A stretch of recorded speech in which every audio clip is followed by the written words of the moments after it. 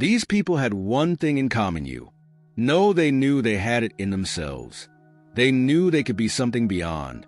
Where they were willing to put their time, their energies to better themselves, what you really could do with more skills. It's just remarkable. So I would like to just tell you a couple of short stories, and we'll draw maybe a couple of lessons from them. I would like to tell you of two women that each sold a business to Berkshire, halfway to me, actually, for many millions of dollars. Both of them started with $2,500. By a coincidence, it was the exact same amount. It was everything they had in the world.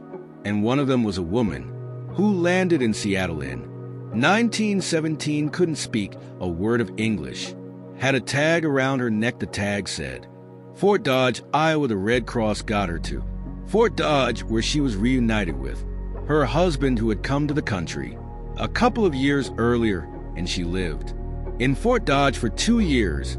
And as she put it, she felt like a dummy. She couldn't pick up the language. She couldn't learn a word.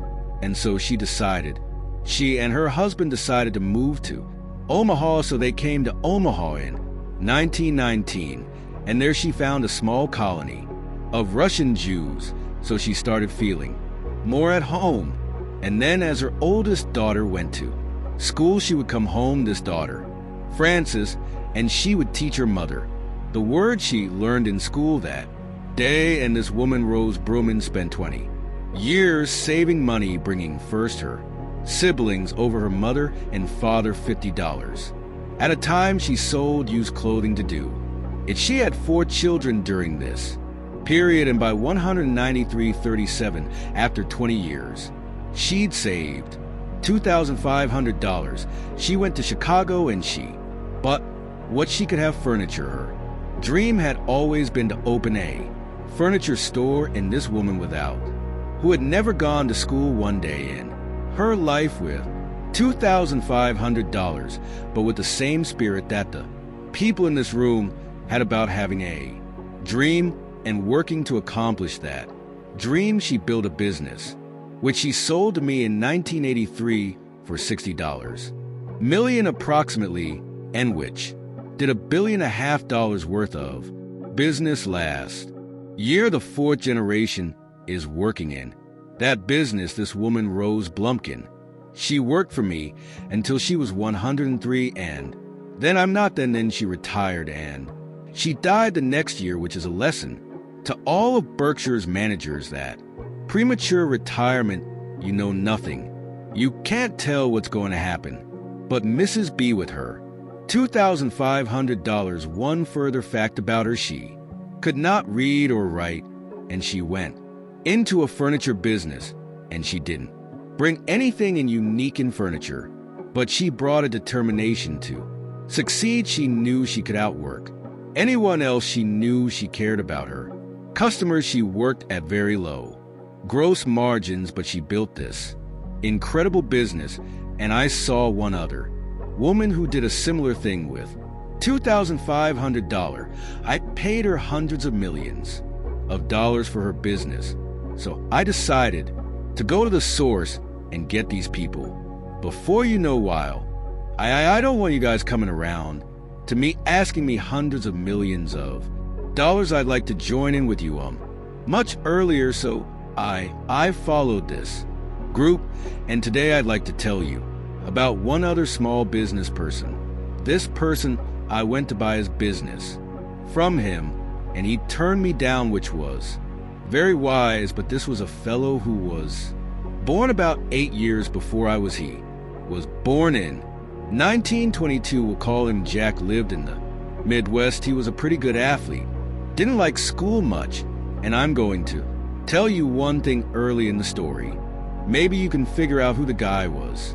The company he built hires more college graduates each year than any other company in the United States, and this fellow, who was destined for this but did not know it, Jack, went to college for a year and then dropped out. He really wasn't that interested in school, and the year he dropped out was 1941, and when the country became United States became under attack, he went down to the army Air Force recruiting station, volunteered, and they turned him down because he had hay fever, so he went over to the Navy and again volunteered, and they took him, they put him on an aircraft carrier. He flew small flight airplanes during World War II, got two distinguished flying crosses from the Navy, and then he came back to the Midwest.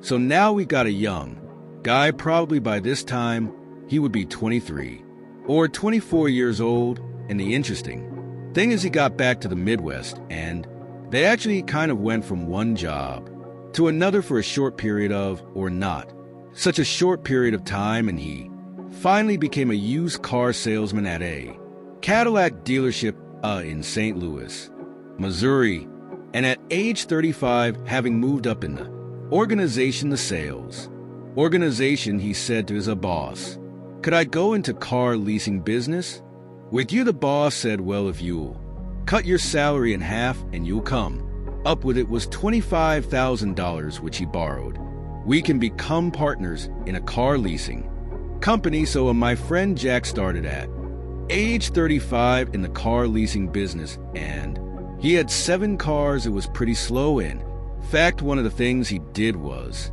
whenever the phone rang, he let it ring 3 or 4 times so people would think that he was very busy answering other phones, and of course at the only call he was going to get all day. So his first venture was okay, but it wasn't really going to go anyplace.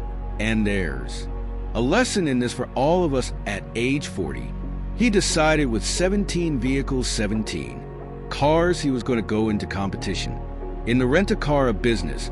So now he's taking on hers and AIS and national, and people like that who have hundreds and hundreds of thousands of cars, and he's got 17 cars, and his cars aren't any different than theirs. He's buying them from General Motors or for Chrysler, and he can't get the airport locations. Those companies have them also sold up, but he was determined that he would basically offer the customer, he can't offer him a different car, but he can offer them friendlier service than they've ever seen.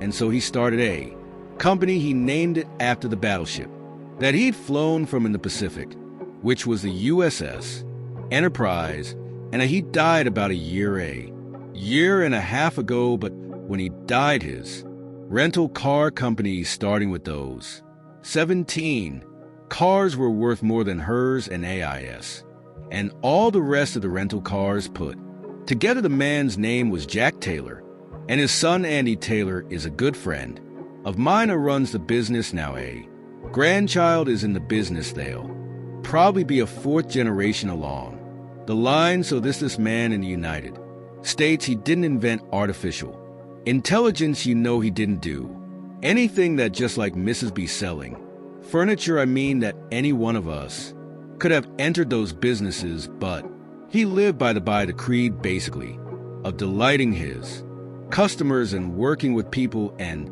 establishing the relationship with them so that they in turn would want to delight the customers. He couldn't go out there and take care of every rental car a possibility, but he learned how to project himself and his attitude toward his fellow man and his desire to make a friend out of every customer. He managed to take very ordinary cars and turn them into this extraordinary business from virtually nothing, and it illustrates several points. One is, you don't necessarily get it right exactly right the first time. The car leasing business, basically you were competing on the cost of money to finance cars, and it's very hard to delight a customer when you just give him the car and tell him to send you a monthly check for 5 years and you'll be back at that time. So his talents were being wasted basically in that business. But at the age of 40, with all of that experience behind him, he found the golden key. He took a very ordinary business and turned it into an absolutely extraordinary operation, just like Mrs. B or Rose Bumpkin did with furniture. And he didn't worry about whether the Federal Reserve was going to tighten or ease. He didn't worry about whether the stock market was up or down yesterday. He didn't worry about the things he couldn't change. But he did worry, he did focus on the one thing he couldn't change, and that was the customer's experience. And I have seen the one I didn't, the one that got away. Enterprise, I went down to Florida and tried to talk him into selling the brushier, and he was smart enough not to do it. Probably the value of the company is quadrupled since I made that visit, but he was smart enough to see that he would find that business. Henry Ford, as you may know, failed twice before he started the Ford Motor Company. In 1903, the test isn't whether you get the greatest business idea in the world the first time out. The test is whether you keep learning as you go along, what your strengths are and what you can do for your customers, what you can bring especially to the party. And to do that, you need the education that I know you've received at 10,000 small businesses, but you need a genuine desire day in, day out to delight the customer. I've never seen a business, and I've seen a lot of businesses, but I've never seen one that delights the customer, that doesn't succeed.